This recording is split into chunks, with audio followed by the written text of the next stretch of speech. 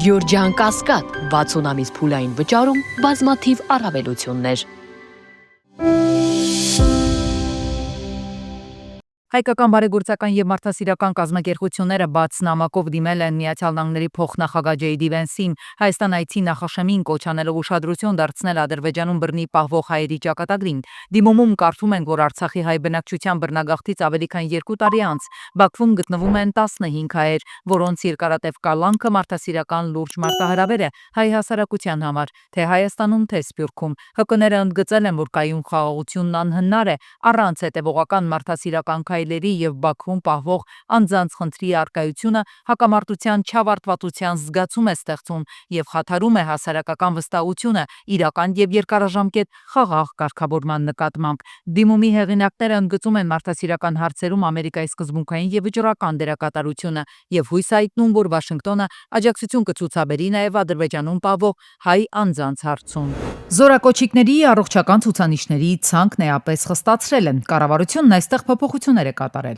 Մի շարք հիվանդություններ, որոնց արկայության դեպքում նախկինում հնարավոր էր ստանալ տարկետում կամ ազատում պարտադիր զինծառայությունից, այժմ այլևս նման հիմք չեն ստեղծում։ Որոշումը կառավարությունն է ընդունել անցած տարվա դեկտեմբերի 9-ում միանգամից առանց հանրային քննարկման։ Փոփոխությունների արդյունքում զինվորական ծառայության ենթակա են դառնում նաև այն անձինք, ովքեր ունեն օրինակ գլխուղեղի անոթային անոմալիաներ։ Այս հանգամանքը լուրջ մտահոգություն է առաջացրել իրավապաշտպանների ու մասնագետների շրջանում։ Իրավապաշտպան Նազելի Մովսեսյանի խոսքով նման խնդիրների շուրջ տարիներ շարունակ քննարկումներ են եղել։ Նշում են, որ նախկինում, երբ զորակոչիկները սեփական միջոցներով անցնում էին հետազոտություններ եւ նրանց մոտ հայտնաբերվում էր օրինակ գլխուղեղի ուռուցքային գոյացություն, կիստա, սովորաբար տարկետում էր տրվում։ Եթե ենթադրենք անձը գտնվում է ծառայության ընթացքում մարտական հերթափոխում, մարտական հերթապահություն է իրականացնում եւ դիրքերում է, ինչքանով օպերատիվ եւ արագ կկարողանան իրեն իջեցնել,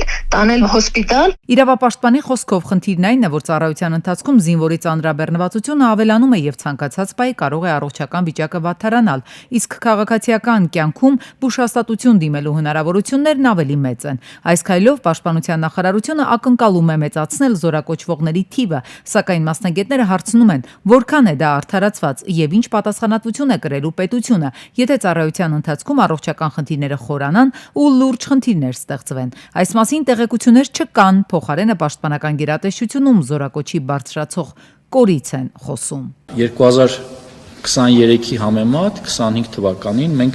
ունեցել ենք զորակոչի 19% աճ։ Սա մեր փոփոխությունների ոչ միայն օրենսդրական, այլև կառավարության որոշումների, մասնավորապես 404-405 որոշումների փոփոխության արդյունքներն են, եւ սա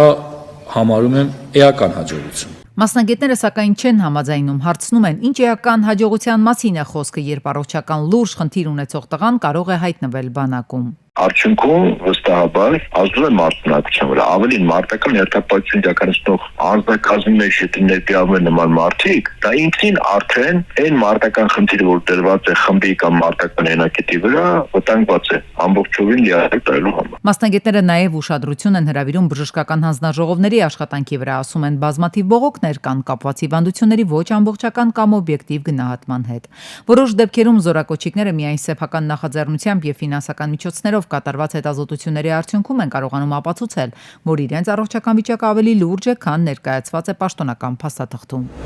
Պաշտպանության նախարարությունը 35 միլիոն դրամի չափով կֆինանսավորի սպայական կազմի զինծառայողների բնակարանի ձեռքբերման վարկը, կանխավճարը, մայր գումարը եւ տոկոսները։ Գույքը ձեռք չի բերվելու ՊՆ-ի կողմից մրցույթ հայտարարելու միջոցով։ Հնարավորություն է տրվելու, որ զինծառայողը ինքը իր ընտրությունը կատարի։ Փոխվել է նաեւ այն կարգավորումը, ըստ որի անշարժ գույք պետք էր ձեռք բերել միայն Երևանում։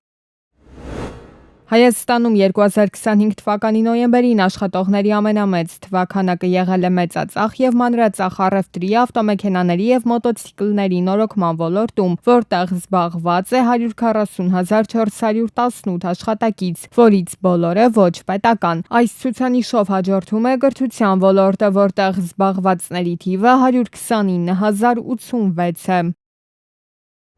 Տղաների թիվը համալսարաններում տարեց տարի նվազում է, մասնագետները մտահոգ են, բարձրագույն ուսումնական հաստատություններում քչերն են ցանկանում շարունակել կրթությունը։ Այս միտումը պայմանավորված է մի շարք գործոններով, տղաներից շատերը նախընտրում են հնարավորինս արագ մուտք գործել աշխատաշուկա, ֆինանսական անկախություն ձեռք բերելու նպատակով։ Աշխատանքային միգրացիան նույնպես զգալի ազդեցություն ունի, շատերը դեռ ուսանողական տարիքում մեկնում են արտերկիր, ավելի բարձր վարձատրությամբ աշխատանք գտնելու, բացի այդ շատերի համար բարձրագույն կրթությունը չի ընկալվում որպես արագ արդյունք ապահովող ներդրում, հատկապես երբ աշխատաշուկայում պահանջարկ ունեն նաև մասնագիտական արհեստագործական հմտությունները։ Մեր մոտ զարգանում են տարբեր կրթական ծառայություններ առաջարկող կազմակերպություններ, լիցենզավորված, ոչ լիցենզավորված մարդիկ այսօր ժամանակ չեն ծախսում դասական ակադեմիկական կրթություն ստանալու վրա, որոշակի դասադասային կենտրոններում ստանում են տարբեր մասնագիտություններ, որոնք ավելի մրցունակ են, պահանջված մասնագիտություններ կա աշխատաշուկայում լավ արձակող, որոնք մեր բուհական համակարգը չի առաջարկում։ Ի տարբերություն տղաների, աղջիկները վերջին տարիներին ավելի ակտիվ են ներգրավում բարձրագույն կրթության համակարգում։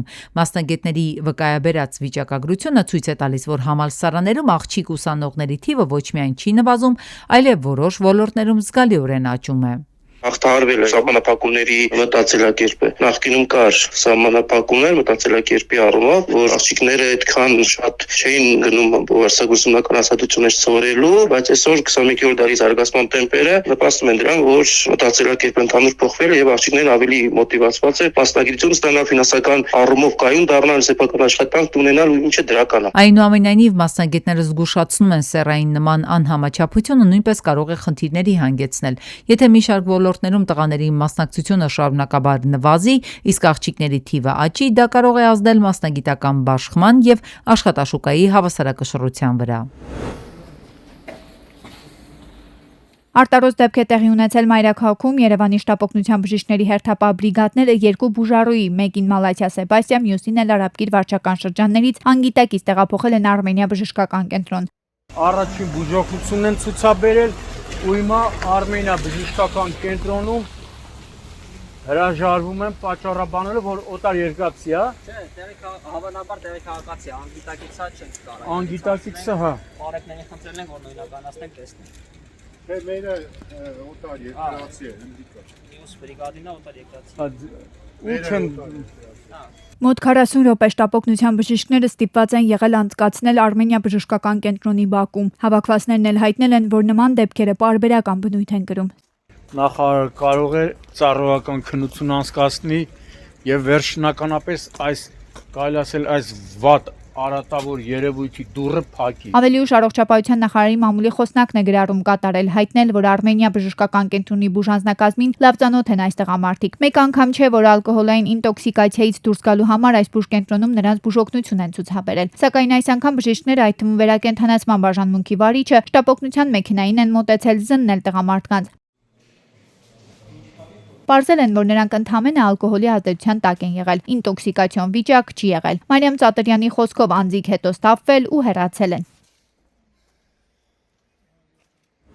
Հակակոռուպցիոն կոմիտեն պարզել է, որ Մալաթիա Սեբաստիա վարչական շրջանի երկու պաշտոնատար անձինք իրենց լիազորությունները օգտագործելով քաղաքացուց կաշառք են պահանջել ապօրինի շինարարական աշխատանքների նկատմամբ անգործություն ցուցաբերելու համար։ Կաշառքի գումարը եղել է 200,000 դրամից մինչև մի քանի միլիոն դրամի չափով տուգանք չկիրառելու պայմանով։ Նախաքննությունն ավարտվել է, մեղադրանքները ներկայացվել, մեկ անձ կալանավորվել է, նյութերը ուղարկվել են դատարան։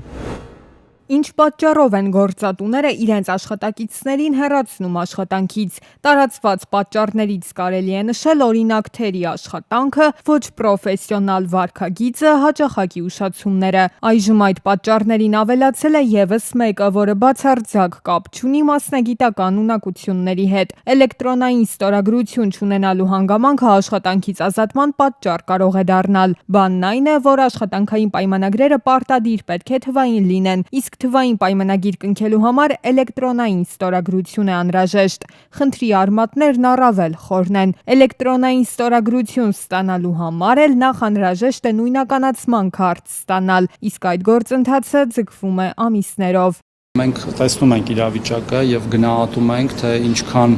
սուր է այն եւ համապատասխան լուծումներ ենք հիմա մշակում, մոտ օրերս ավելի վերջնական կասենք։ Ներկայում ներդրվում է նոր նույնականացման քարտերի եւ անձնագրերի համակարգ։ Այս պարագայում էլ խնդիր է առաջանում արդեն գործող ID քարտերի եւ նոր թողարկվող քարտերի բալանսի միջև։ Նույնիսկ հիմա օրինակ օր ու գիշեր աշխատեն այդ սարքերը, թեև իրենք սահմանափակ թողունակություն ունեն,